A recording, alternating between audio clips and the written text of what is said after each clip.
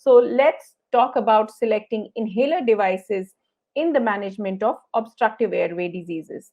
We have a lot of questions regarding the use of inhaler devices in our day-to-day life.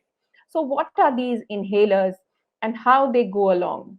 Let's discuss why we are discussing inhaler devices in this day, and how is it important that we understand the inhaler devices effectively.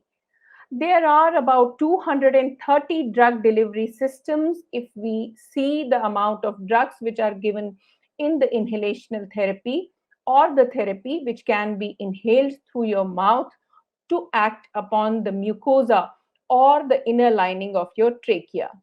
But still, on the other hand, despite so many number of delivery systems, we still have a very poor disease control. We have asthmatics and COPD patients who, despite purchasing the inhaler, do not know how to use that inhaler properly, which may be a deficiency on the part of the healthcare worker as well as on the part of the patient. So we would try to just obviate this gap today in our lecture. In addition, studies have shown that about less than 50% of their patients use their inhalers correctly. I would go a little further ahead. I would say if 10 patients come to my OPD, only two of them know how to use their inhalers correctly. So 80% of the patients do not know how to use their inhalers correctly. This is despite the fact that they have been put on the inhaler for years and years together, still they have been taking it in the wrong way. Now you'll ask me, how did they get better with their disease?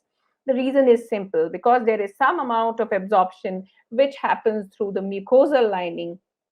That is why they were getting a relief in their symptoms, even if they were using their inhalers inappropriately. So, this trend has been there that less than 50% of the patients use their inhalers correctly. This trend is there for 40 years, which is a long period, and hence we need to intervene here and educate our masses as well as healthcare personnel for the correct inhaler device, as well as how to choose your inhaler devices. The incorrect inhaler technique increases 50% risk of hospitalization, which means out of 10 of your patients, 5 will come back to the emergency, or they will have acute exacerbation because of the incorrect use. And we have seen during these visits to the hospital or the emergency department, the clock shifts towards the use of oral devices, because both the patient as well as the healthcare personnel think that the inhaler device which the patient was on has not been working. Hence, they prescribe them oral steroids very, very commonly. Now, oral steroids have a higher dose, and they have their own side effects and other problems which are related to their long term use.